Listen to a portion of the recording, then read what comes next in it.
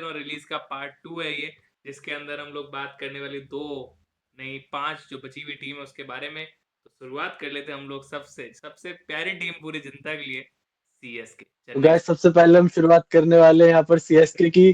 तो सीएसके ने total 16 players को यहाँ पर रिटेन किया है और बाकी काफी सारे बड़े प्लेयर्स को यहाँ पर रिलीज किया है, जहां पर अब इनके पास 43.40 करोड़ का यहाँ पर पर्स इनके पास बच चुका है और इसी हैवी पर्स के साथ ये ऑक्शन में उतरने वाली है।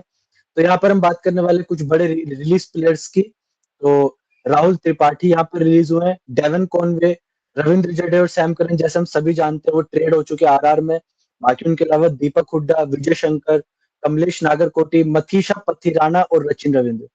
आई काफी बड़ी थिंक रिलीज है। इनमें से आई थिंक इनमें से कुछ नाम हमें पहले भी पता थे, but I think Matheesha Pathirana एक यहाँ पर बहुत बड़ा सरप्राइज यहाँ पर लिया इनको रिलीज करने का। और आई थिंक शायद थोड़ा सा ओवर प्राइस यहाँ पर मे बी सीएसके को लग रहा होगा, इसलिए आई थिंक इनको बाय बैक करना चाहिए थोड़े कम प्राइस में, क्योंकि जिस तरह का टैलेंट, जिस तरह का एक्शन और आर्म लेकर आते हैं, आई थिंक वो पूरे ऑक्शन में नहीं मिलने वाला किसी भी टीम के पास। तो आई थिंक इनको डेफिनेटली बाय बैक करने की जरूरत है टीम को। और आई थिंक ये हम सभी जानते हैं कि वो अभी थोड़ा सा उसमें अभी रिन्यूअल फॉर्म में है, तो आई थिंक अभी टीम को बिल्ड की जरूरत है, काफी सारे नए प्लेयर्स को रिलीज करके एक अच्छे प्लेयर को लाने की जरूरत है और टीम को आई थिंक अच्छा बनाएगी। काफी अच्छा पर्स इनके पास है, तो देखना होगा, काफी इंटरेस्टिंग रहने वाला ऑप्शन। बाकी हम जैसा जैसे जानते हैं चेन्नई ने लास्ट ईयर 10th पे फिनिश किया था। तो ऐसा नहीं, मतलब हमें पता है the one of the best teams of IPL history कह सकते हैं इसको। सबका ऐसा टाइम आता है जहाँ पे कुछ टीम को रीबिल्ड करना पड़ता है। आई थिंक ये ऑप्शन वही है जहाँ पे चेन्नई को अपनी टीम को रीबिल्ड करना है अगले 10 साल की फ्यूचर के लिए। तो आई थिंक जडेजा को मैं नहीं मानता था कि उनको निकाला जाए, मतलब आई मीन रिलीज किया जाए। बाकी आई थिंक सही है रिलीज एंड रिटेन। ओवरऑल इस बार अब बहुत सबसे ज़्यादा नजरें सीएसके भी रहेगी, सबसे बड़ा पर्स इनके पास है, one of the biggest purse इनके पास है। तो ओवरऑल एक काफ़ी बढ़िया टीम बना रहेंगे और हम लोग सबसे ज़्यादा एक्साइटेड रहेंगे हमारे प्यारे सबसे दुलारे एमएस धोनी के लिए फिर से उन्हें बल्लेबाजी करते हुए। तो बाकी गाइज हम बने रहेंगे इसके अंदर, सीएसके की सारी वीडियोस आपके पास आएगी। बाकी हम बात कर लेते हैं अगली सबसे बड़ी टीम जिन्होंने अपने इतिहास का पहला आईपीएल कप जीता था, रॉयल चैलेंजर्स बैंगलोर। शानदार टीम है ये भी। और जैसे कि हमने एक्सपेक्ट किया था, पिछले साल बहुत अच्छा रहा था, फर्स्ट मतलब इन्होंने जीता है। बाकी टोटल 17 प्लेयर जो है इन्होंने रिटेन किए हैं, 16 करोड़ 40 लाख का इनके पास पर्स है। काफ़ी काफ़ी बैलेंस टीम है और आई थिंक बहुत अच्छे रिलीज किए हैं, जिनकी नीड नहीं थी उन्हें रिलीज किया है। सबसे जो खराब इनका प्लेयर रहा था पिछले साल, जिन्होंने बिल्कुल इतना महंगा खरीदा गया था, लियाम लिविंगस्टन को हटाया है। तो आई थिंक वो बहुत अच्छा कॉल रहा, कोई दिक्कत नहीं उसमें हटाने में। मयंक अग्रवाल से भी इतनी अच्छी परफॉर्मेंस आई नहीं थी उनकी, जब एक दो बार मौका मिला था तो बेटर रहा, उनको भी हटा दिया गया। बाकी सारे यंग प्लेयर्स हैं जिन्हें हटाया गया है, मे बी उन्हें मौका ना मिला और शायद उन्हें सस्ते में खरीदा जाए। तो लेट्स सी कैसा रहता है। बाकी आई थिंक अभी भी एक दो वोल्ट्स यहाँ पर हैं आरसीबी के लिए, जो कि आई थिंक इनको अच्छी परचेज मिल जाए, क्योंकि 16.4 करोड़ इतने कम रिलीज के बाद भी आई थिंक बहुत अच्छी टीम होने वाली है ऑक्शन के बाद। क्योंकि आई थिंक सबसे अच्छा इनको एक तो बॉलर्स की जरूरत है आई थिंक एंड में, क्योंकि हेजलवुड के साथ भुवनेश्वर कुमार यहाँ पर है, बट आई थिंक एक और क्वालिटी बॉलर यहाँ पर देखना चाहेगी, डेफिनेटली टारगेट करना चाहेगी। बाकी उसके अलावा आई थिंक बैटिंग काफी अच्छी है, डाउन दी ऑर्डर तक बहुत अच्छा, बट आई थिंक एक अच्छा स्पिनर जो कुणाल पांड्या को यहाँ पर जोड़ीदार दे सके, आई थिंक वो उस पर इनकी नजर रहेगी। एक लियम लिंगस्टोन की रिप्लेसमेंट में आई थिंक ये हसरंगों को टारगेट कर सकते हैं, वो अच्छी बिल्कुल। गेंदबाजी दे सकते हैं, ऑलराउंड परफॉर्मेंस दे सकते हैं। और आई थिंक मोइन अली अब रिलीज हो गए, मे बी दोबारा आरसीबी में बैक करे, आई थिंक अच्छी अपॉर्चुनिटीज है आरसीबी के पास, वो अच्छी परचेस कर सकते हैं, अवेलेबिलिटी है मेन बड़ी बात है। तो आई थिंक अच्छा रहने वाला है इनके लिए ऑप्शन। बिल्कुल। बाकी चलते हैं हम अगली टीम की तरफ, जिन्होंने काफ़ी अच्छी अभी तक जब से आई है फ्रेंचाइज, जब से बहुत बढ़िया टूर्नामेंट रहेंगे सारे पिछले 3 से 4 टूर्नामेंट। गुजरात टाइटंस की हम लोग बात करने वाले हैं। जैसा कि आपको पता है पिछले साल वो काफ़ी अच्छा खेले थे, थर्ड पे उन्होंने फिनिश किया था। अगर इस टीम के बारे में बात करूँ ना, इनके जो टॉप 3 है ना वो सबसे शानदार है पिछले सीजन में भी।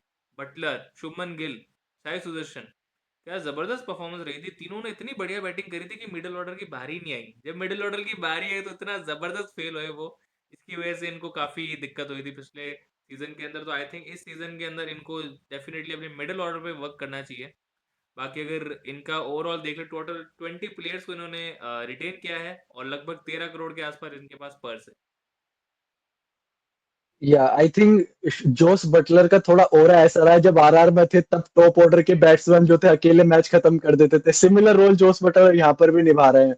इनके बिल्कुल। टॉप थ्री इतने हैविली बैटेड हैं कि आई थिंक बाद में और प्लेयर्स की जरूरत पड़ती नहीं है यहाँ पर। आई थिंक डेविड मिलर को अगर ये वापस बाय बैक कर ले तो आई थिंक इनके टॉप चार ऐसे बल्लेबाज हो जाएंगे अनबीटेबल बिल्कुल।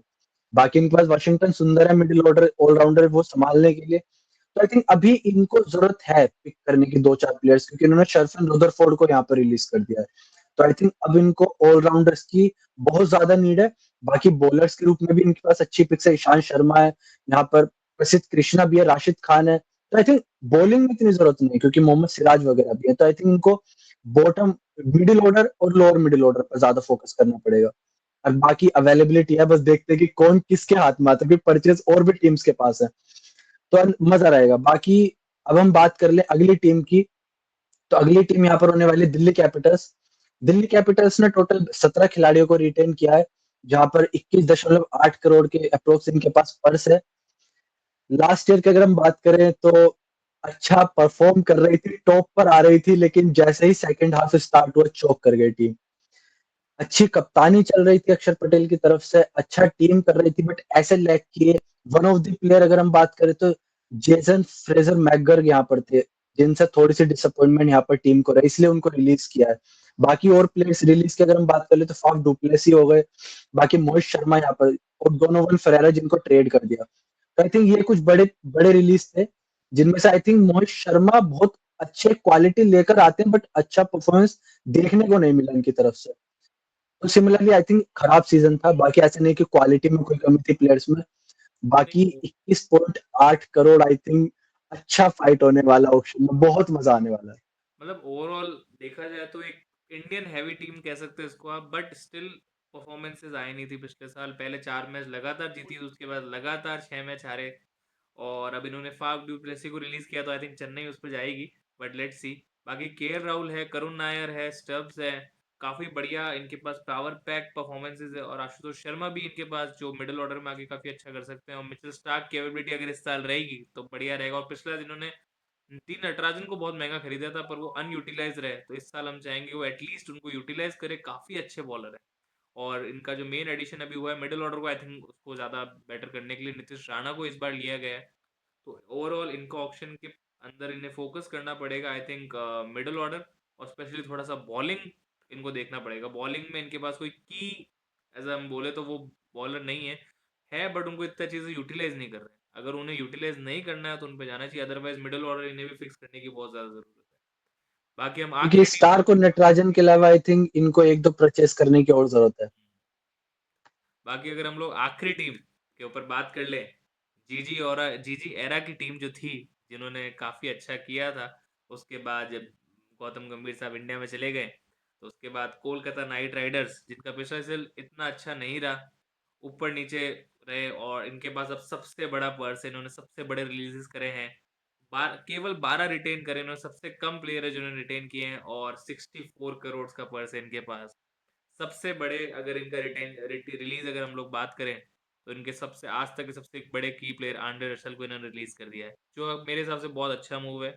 उसके बाद मोइन अली, आई थिंक उनको और मौका देना चाहिए था, बट वो रिलीज कर दिया। गुरबाज, आई डोंट नो क्या होता है उनको कि जब वो छोटी टीम के सामने खेलते हैं तब बहुत अच्छा खेलते हैं, पर जैसे ही बड़े लेवल पे आते हैं तब उनकी परफॉर्मेंस बहुत लो है। तो अच्छा रिलीज है। क्विंटन डिकॉक हालांकि रिटायरमेंट ले लिया, तो उन्होंने आईपीएल खेल रहे थे, पिछला सीजन ज़्यादा अच्छा रहा नहीं था, तो उनके लिए मेरे हिसाब से काफ़ी अच्छा उनको भी हटाया गया है। और स्पेंसर जॉनसन का भी इतना अच्छा सीजन नहीं रहा था, बॉलिंग में काफ़ी डिसअपॉइंट किया था उन्होंने, इतना महंगा खरीदने के बाद भी उन्हें भी रिलीज़ किया गया है।